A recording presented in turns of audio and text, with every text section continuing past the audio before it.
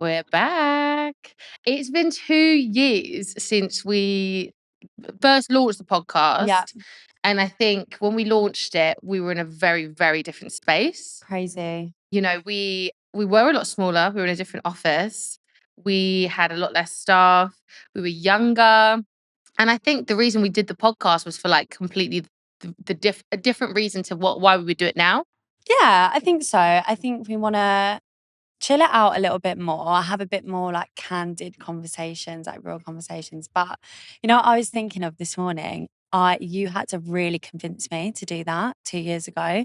And This time you've been too involved, to be honest with you. Well, and I was thinking, I'm so glad I did do it. Yeah. Because we never really take the time to like reflect on, because it's so go, go, go all the time. Yeah. We don't ever sit and think of like how far we've come or what's happened in 2 years.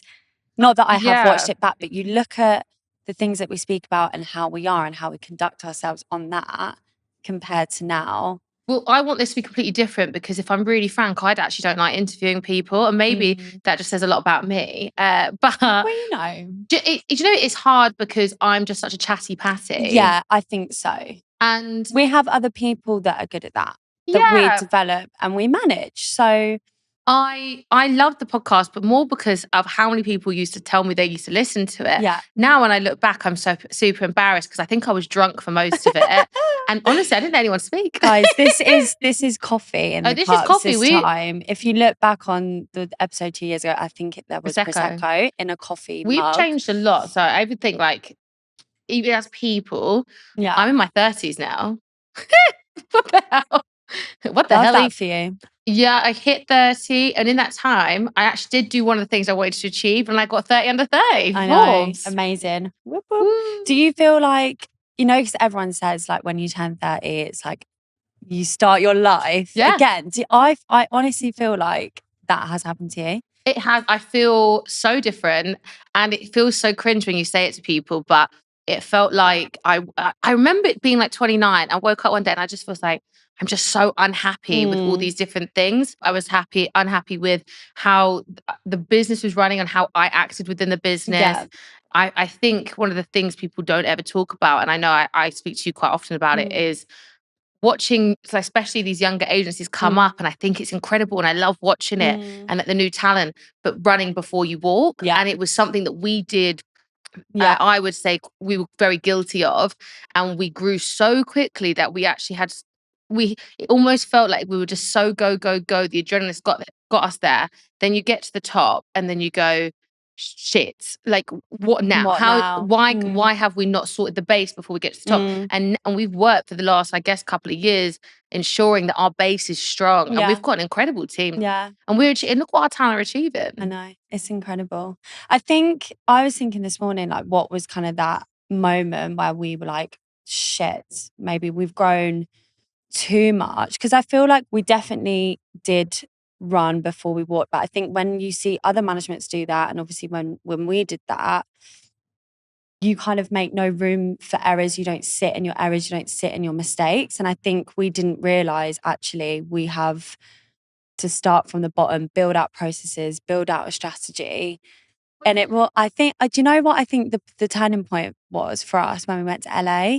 And I think we saw how other agents work out there. Obviously, it's completely different market. But I think me and you, we were so motivated out there. And obviously, you stayed out there a bit longer.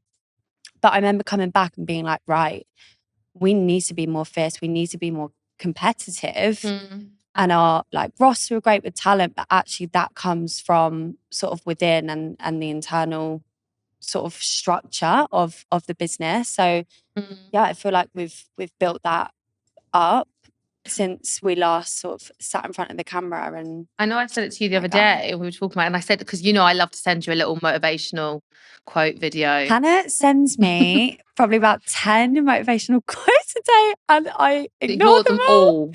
It's so wasted on you. I do read them. But no, you don't. You're so ungrateful. No, but I think if someone's sending me a quote, what do you want me to respond? Like, I love this quote. It's 10 quotes. It's fine. No, I do double tap. Sometimes it's just funny memes. Yeah. Sometimes like the dog and cat memes, I do ignore.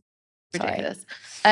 So one I sent you the other day was like Tom Brady's video. Yeah. And his thing was really true about we've had some great successes as a business, and we've our talent have achieved amazing things. I think the only time I've ever sat there and gone, wow, was when I obviously went to Australia with Grace for I'm a Celeb. That really was a real turning point, of taking digital creators to mainstream. But in terms of every lesson or everything that I ever remember about this business is where it went wrong or things we've done wrong, and every sort of big I think loss. we both have that outlook though. I don't sit in my wins. Yeah, I don't. We both don't. And it's all about, that's when you really get tough and you really learn resilience of like running a business. And, everyone online makes it look fantastic. And I think we're also guilty of that. I know I am, but obviously you're behind the scenes with me, you see how stressed we both get. But, I think I handle things worse. You're more chill when you handle things. But I think with me, I go into like self-destruct. I think so, yeah. I think I'm a bit more headed, and I think I can see things from a different view. But I think that's why me and you work so well. And I think actually, like one thing that I think we should speak about, from the last time we did the podcast, you just made me MD. Oh yeah. God, has it been 2 years? Yeah, it's been 2 years. And I think when that happened, again, like we were saying, like running before we can walk, we were like, yeah, CEO MD, without really giving it much thought or really understanding like what does that mean for us? Like, what is a CEO? What is an MD? Well, you think when I was MD, I didn't even really know what that did. I just did everything. Yeah. And you think realistically, there's only certain things that you started doing this year that I wasn't happy with sharing before. Yeah. And I was so like in my bubble of, no, I started this business, I'm going to handle everything. And it got to a point where I just couldn't anymore. And actually the business has thrived this year because I have allowed people like to do other roles. Put me in charge. No, but I think that was a real turning point for us because we sat down and we were like, right, okay, if this is going to happen, let's map out what it is, what are your strengths, what are my strengths, and how we're going to work together on this. And I think the good thing is, obviously, we've worked together for so long. We've always shared that goal of where we want to take the company. And I've always been very aligned to your vision and your goals. But do you remember we sat down and you were like, okay, so a CEO is sort of the externals, like you're the front of house, and the director is, the operationals and making sure that the clocks are turning and making sure that, everything is running as it should, and having a strategy and having those like amazing processes. And I think that was after LA, and we sat down and we were like, right, okay, we know how to play to those strengths. We know exactly what we're going to do. And then from that, like a lot of what I do is internal. It's back to the team. It's reviews. I asked you yesterday what this just sums it up, right? We said yesterday, what are we going to talk about our biggest successes are in the journey of 2 years? And Hannah said Forbes 30 under 30, which incredible achievement. And I said, well, we've got a HR team, we've got a financial manager. But I do think that sums up like how we operate in our role, how our roles differ. I think, I'm very, probably a little bit ADHD in the way that I run things. So when we do reviews, you just love to chat. And I just always clock out. I just, she goes on a big tangent. It's amazing. And I know the team love it.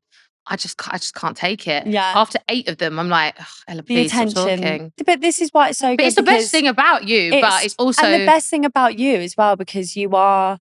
Like Hannah she's such a visionary, and she has these amazing ideas. And I think we work so well because I am more methodical, and I can sit and be like, right, okay, we're going to meet this vision and we have this goal, but we need to think of the team. We need to think of like the financials, and what does that mean if you want to do this? Like, how are we going to plan for that? Yeah, I have a lot of ideas. Yeah. So it's stressful because not all of them get to come true. And I think I'm always competing with what's our competitive edge, and how do we continue to break barriers in this industry, and how do we, we've disrupted an industry that's very traditional. And I think even down to like why the podcast before, I think I've always battled with this image of who am I as a CEO, and because obviously I guess I am the face of the business. I've put myself out there, and it's like, oh, everyone's really corporate, so looking a certain way. And I think I felt a real victim to that, of like being so scrutinized about it. And even when I put myself out there as my authentic self, I've been hit with, she wants to be famous, she wants to be an influencer. Can I just say, if I wanted to do it, I could have, but I don't. So, when you work in this business, it's very easy to understand it. but I don't want to do that. And I think and I feel like I've always had to defend myself. But now I'm actually like, we are getting a bit more corporate, but I am not corporate. I think, but that's what I speak about when we say that we've always been aligned to the goal and the vision, and that is always to have that boutique feel. On a large and even scale. though on a large scale, there you go. Can tell you say that in the office a lot. But I think, and that's part of my job, is making it known to the team that that is the vision and that everyone does actually feel that. And we create a culture where everyone, the team might be getting bigger and we might be hiring 3 new talent managers, but everyone's voice is heard and we're still working to that vision. But one thing I will say about you is I think where we are disruptive and we've done so much and we continue to do so many amazing things, and you are sort of leading that for us, and you are the front of house and you are the face of the business. It's very easy for people to like criticize you.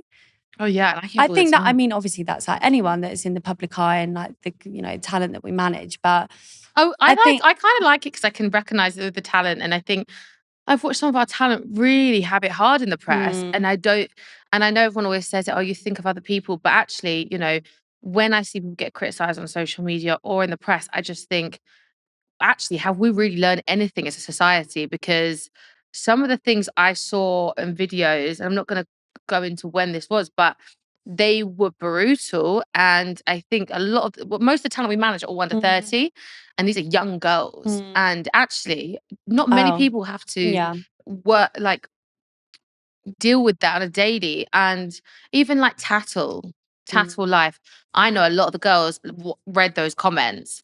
And once you read them, it's like an addiction. Do you feel like you're someone, I feel like this will explain the difference between me and Hannah. Are you someone that like looks for that and like you want to know what's being Well, people wouldn't talk about me like that, but if I was in the public eye like that, 100% I want to know what's been said. Whereas I'm like, I don't want to know. I just I think people like that are actually focus better. But I remember once when I was put in the Daily Mail once with one of our clients, and I was in the background. So I wasn't like, I was just a picture in the background. And someone said her blusher is awful. She looks like a clown. Please. Did you hunt this person down? Well, I just thought. Did you come up with ideas of how to get back to this person in your head? The difference between me and her, though, is you're talking about me and I'm not. So I don't care. There you go. Ridiculous. So obviously last year, we always referred to last year as our big like rapid growth year. We like doubled our team. We had a lot of successes. And see, on paper, we turned over 7 figures, which was... Well, we first turned over 7 figures year 2. Year 2, yeah. So like, but yeah, it was a completely different sort of milestone. Yeah. So to then do it again was amazing. And obviously last year we put in a lot of new sort of like processes. Like we got HR, we got in-house finance. I kind of sort of rolled out what reviews would look like, how we set KPIs with the team. And I think we spoke about us kind of differentiating our roles and what that means and having like a real sort of growth strategy. But obviously last year, I feel like we kind of did it without speaking about it, and we still made those wins, didn't we? Obviously, we made a lot of mistakes along the way. But I think the biggest thing for me was us being able to communicate when we had made those mistakes and what that bounce back looks like. And I think that is so key, and I think that is so important to growth. I think being really self-reflective is really important. I think me and you are very good at holding our hands up when things go wrong. Yeah. And when we are wrong, like, and you know what? It's such like an important point, because I would say at the beginning of the year, I think I lost my spark a little bit. Like beginning of this year, I did. I really struggled, and I think it's taken me a really long time to get it back. How do you think you got that back?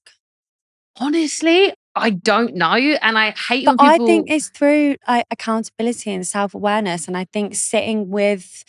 Like, there's been so many times where me and Hannah will disagree on something, or... We disagree all the time. All the time.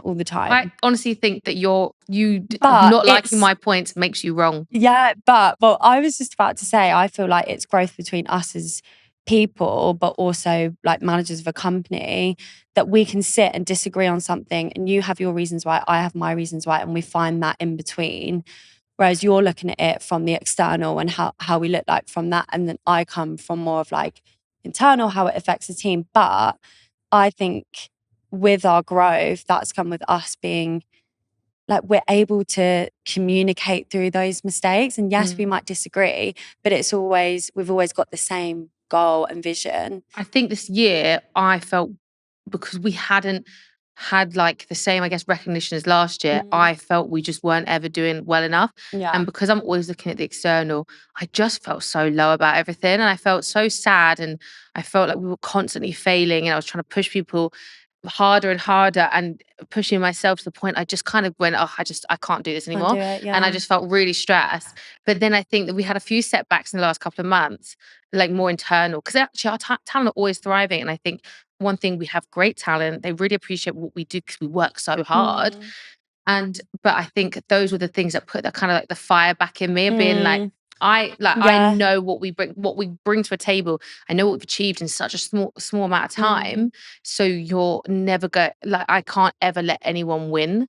I just feel, you know how I feel. I'm always trying to be the best. I'm also trying to also do things differently. I think we have this really competitive edge that our whole team is young. Like, I think, you know, the oldest member of our team is 33, and I don't want to out them, but you know, Tom. And then Big it up, goes Tom. me. But it used to be, but I also think people sometimes really do forget, especially this team where we've got 18-year-olds coming in. I started this business at 24, right? When I first started like talking about it and launching, it was 23, but it's 24. I used to be the youngest person in every single room. Every single room. Now I'm not. And I've also had to adjust to, like, I have changed a lot. I used to be really credited on the fact that I was young and building something incredible. I'm now just the same age as everybody else doing this. So, you know, what sets us apart? And it's constantly looking at the fact that when we grow and we do really well, and we take on this incredible talent, and our talent really succeed, I'm also really conscious of the fact of having a good shop front for the agency, as we are a brand in our own sense. And you know, the one thing I notice is people never really put the same respect on management's names as they do as brands. So if you launch a brand and they do 7 figures quickly, guess what? You're praised, you are held. We do the same thing. It's just we're working people. We're just not. And I completely get that. But I also think sometimes we work with people, it's so tough, because you know, we support talent through every big win and loss in life, But I and think it's an personal life. intricate like relationship, and I suppose we are a brand, but not everyone from the outside is going to know what goes into that. So it's harder for them to celebrate.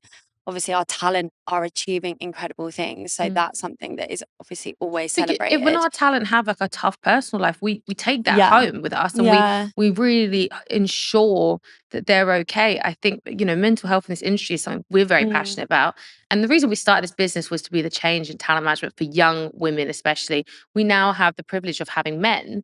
And, you know, we've got some great guys on our books. It's not still like the predominant focus. And we actually, one of the biggest changes we've not said this year is we actually have male staff. One includes my father. Yes. Big up, Paul. He's in the Oh, room right now. he's here right now. Yeah, I'm glad you spoke about that, because I suppose, like, for us, obviously starting as a female-based, female-led company, and obviously advocating for young women and being young women at the time running the business, we now have staff that are young. We're not anymore. We're young-ish. Yeah. What do you think is like the importance of bringing up their confidence and being like role models to the talent first and foremost, but also our staff?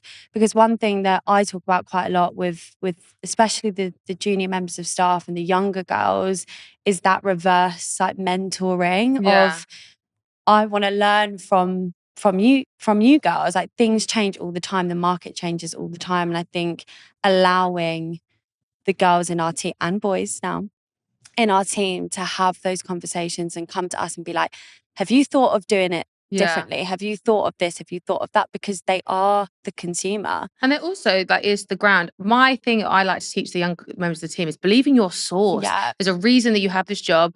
Your age is nothing to do with your skill set. When I started, I was so young, and I won't lie, it was probably blind confidence for sure. But it's got me to this point. And I think what the beauty of what we do is we probably do have some young entrepreneurs that we are building up, and one day that will be part of that journey of a very successful journey. I think that's one of the building nicest, the future. One of the nicest things of this job is seeing like the talent but also our staff like really come into their own as managers, like finding their confidence and like finding their own kind of like management style.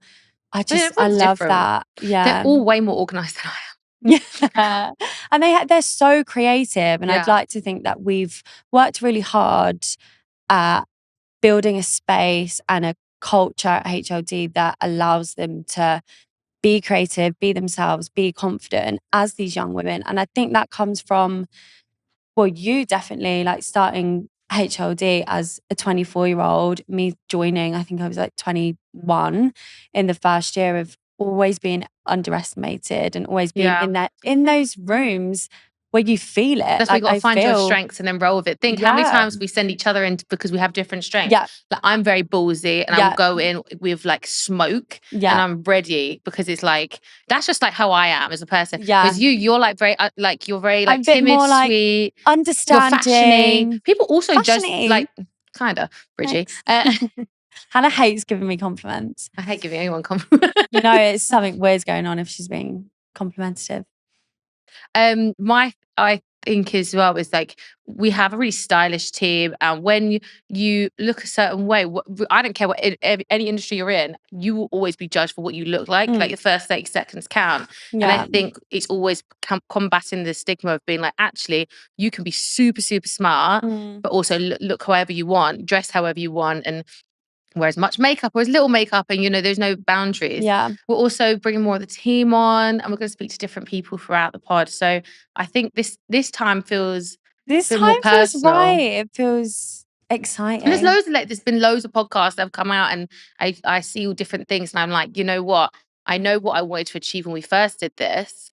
And it was so long ago now. And I don't think the idea was quite right. We're so different now as a business. And as There's people. so many different parts of what goes into HLD. And I think this is a nice platform to show that. I think also the new faces to the company. We've obviously got 2 males working for us. And I'm an advocate for like the talent management world. It's a hard business. It's the behind the scenes of every single person that you love on TV, radio, and digital. And I have so many friends who in different companies, and we're not all down to tear each other down. But we all go through the same sort of things with it, And also balancing personal and business, it will never balance. Yeah, and I think what we went through in the early stages of HLD, making those mistakes and seeing that it's quite a bitchy industry and people are fickle, that drives us more to create a safe space and to create a culture where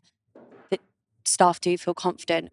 When your manager feels confident and happy, the talent are going to feel that. And I think 100%. we've seen that over the last 4 years, definitely. So the more you invest in your staff and you have processes and you're transparent as much as you can be with your staff, I do honestly feel like the talent then feel that as well. So it's been an interesting 2 years, but welcome back. Shall we end the podcast on some exciting things that we've got coming up?